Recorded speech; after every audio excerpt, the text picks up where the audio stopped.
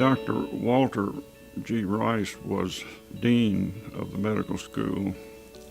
He was a Canadian. He was actually born in Africa. His father was in the Foreign Service, and so he had seen a lot in the world.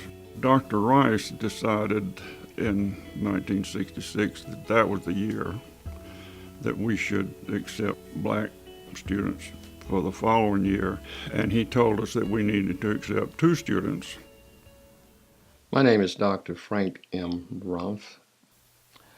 I graduated from the Medical College of Georgia in 1971.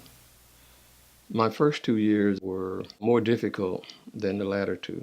I felt like the students were trying to get accustomed to having black students in their classes, walking around the campus, interacting with them. Initially, I actually had a lot of hostility that kept me motivated.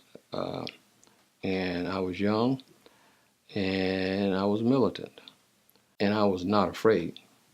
I think I had the right personality to come in there and be the first because of those particular attributes. When we met Frank Rumph, he was already speaking this foreign language of medicine. And he had accomplished this in 3 years in an environment where he was one of 2 people. John decided he wanted to apply to the Medical College of Georgia when he finished Morehouse. I just asked him, how did your interview go? And he came out of it, he said it went fine. I said, but they said there are no black students there. And there was a quiet moment. I knew John had a quiet strength, and this wasn't gonna faze him. But we didn't expect the hostilities that he encountered from the staff. The students weren't the only ones. He was told early on in his career by an elderly professor here that he took the place that some white man wanted his son to have. Dr. Harper, interestingly, was also a Morehouse graduate, and so I guess I would be the second Morehouse graduate to have come to the Medical College of Georgia. Obviously got to know him very well, and so I really revere them as trailblazers.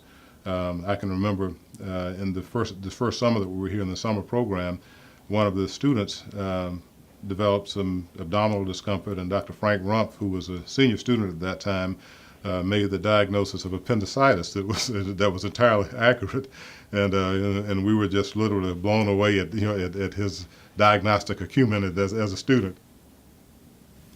I didn't know what to expect. This was my first engagement in an all-white environment, coming from a predominantly black university.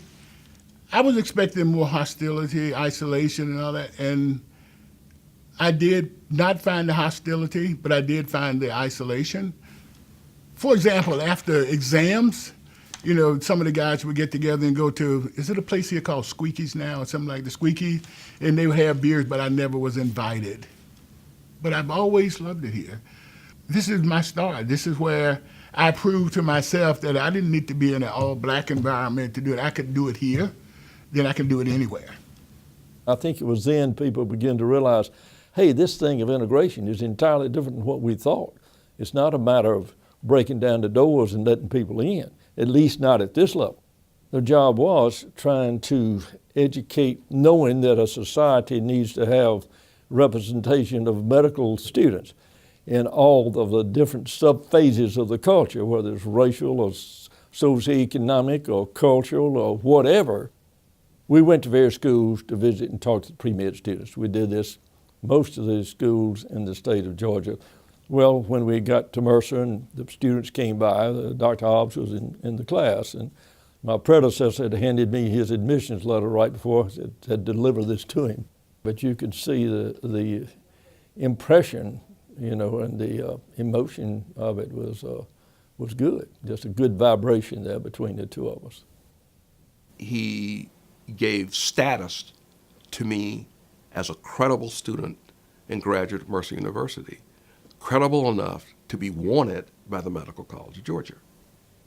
There was a lot of still anxiety about being here. The class that I was entering was 136 students, and 7 of those students were black. I didn't mind being viewed as a black medical student as long as it was very clear that as a black medical student, I was just as competent as my white counterparts. I came along with Dr. Hobbs, as one of the first 2 student moderators in the Summer Educational Enrichment Program. This was in the summer of 1970, and maybe 6 or 8 weeks after the big riot in Augusta. And so I think at that time the environment was very fertile for change, and the community was by and large welcoming. And I think there was a rather eclectic grouping of faculty in the medical school who partnered with members of the community to make it an exciting time to actually come and get started. Eventually, things changed. John made friends. It became obvious to some of his classmates that he was a reasonable person, not a monster or anything. You know, just another student who was here with the purpose of becoming a physician. One thing that Dr. Rice assured me was that after the first 2 years, when they figured that I'd be there to stay, then things would start to get better. And Dr. Rice was right. Things were better my junior year, and things were really pretty good once I got into the hospital and the various rotations and things like that. Everybody wants to be accepted. I wanted to be accepted then.